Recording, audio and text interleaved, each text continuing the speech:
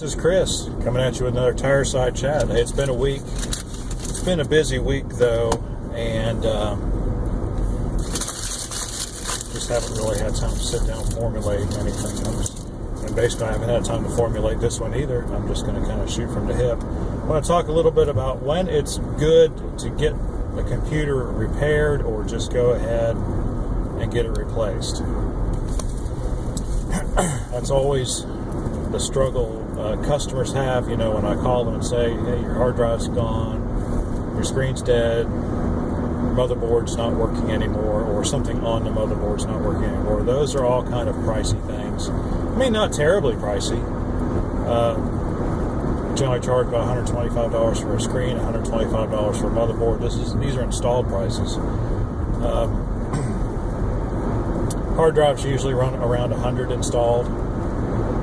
And that includes, of course, the labor to reinstall Windows and back up and restore anything we can get off the old hard drive, if that's possible. So, looking at if it's just any one of those things, I would say generally, if your computer is less than 4 or 5 years old, or even 6, if it was made for Windows 7,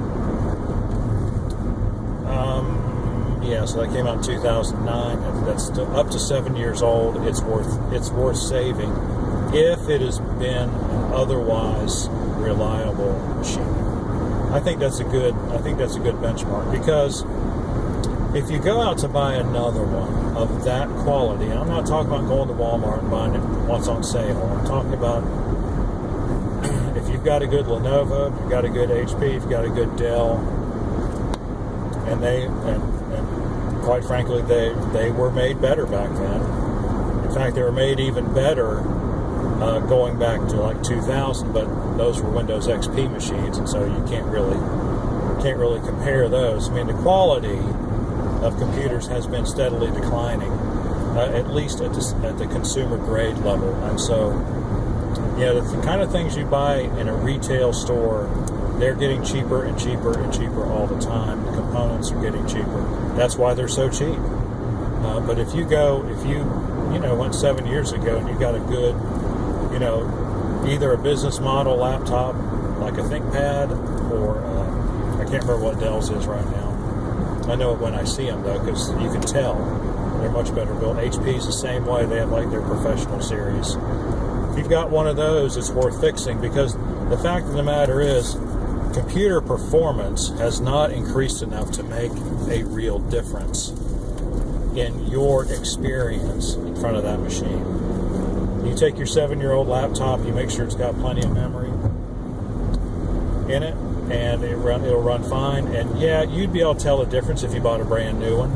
It'd be a little quicker, but it's not night and day by any means. It's just, you notice it's a little faster, a little snappier. But then there are some things that aren't any different, like your internet connection speed isn't any different. So that would be the same speed.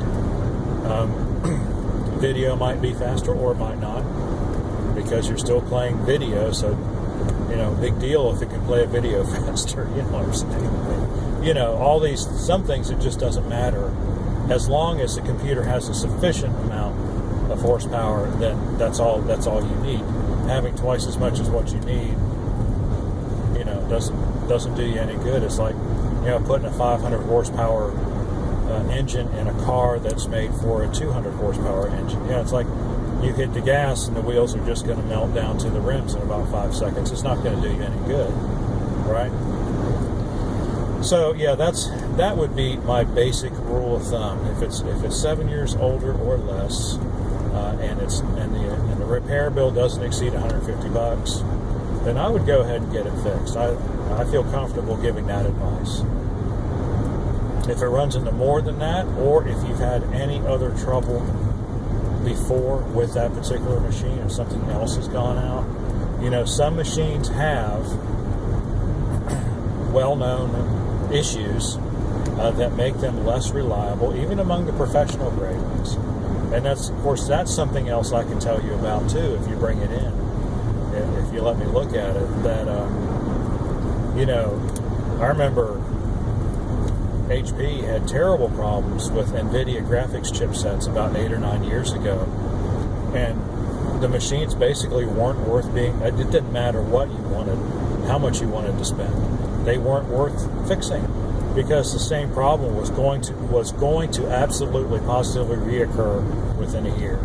And so, what's the point of getting a machine like that fixed? So, it was a defect on the motherboard. The way the chipset was soldered to the motherboard, there's nothing you can do about it. And also, there was a defect within the chip, the graphics chip itself. And so, you had two defects going on, and you could fix the soldering defect part, but you can't fix the inside the chip defect part. You just can't. And so that's what you have to look out for. But fortunately, having done about 2,500 machines now in the last 5 years of repair, and selling another 1,500 to 2,000 of them, I know which ones are which, and so I can really help you out and help you make a decision. It's like, it's no sweat off my nose, If you don't have the work done, when I know darn well it's not worth having the work done. So just thought I'd share that little bit of information with you. It's something that I always think about, and I want my customers to think about, and I want you to feel like when you come to me, you're getting good, unbiased opinion, and it's as unbiased as I can get.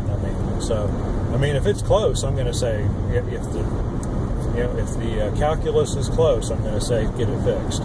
But if it's not close, I'm just going to say don't bother. Go ahead and buy another one. But I'm also going to recommend that you don't go to Walmart and buy a computer.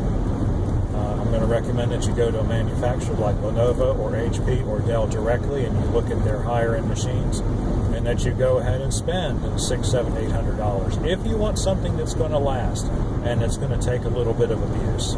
That's just the way it is. There's no free rides, especially in computers. But you'll pay for it sooner or later. So anyway, just thought I'd share that with you. If you have any questions or comments, please do so in the question and comment section below. Please like and subscribe. I really enjoy it when you do that, and we will see you on the next one.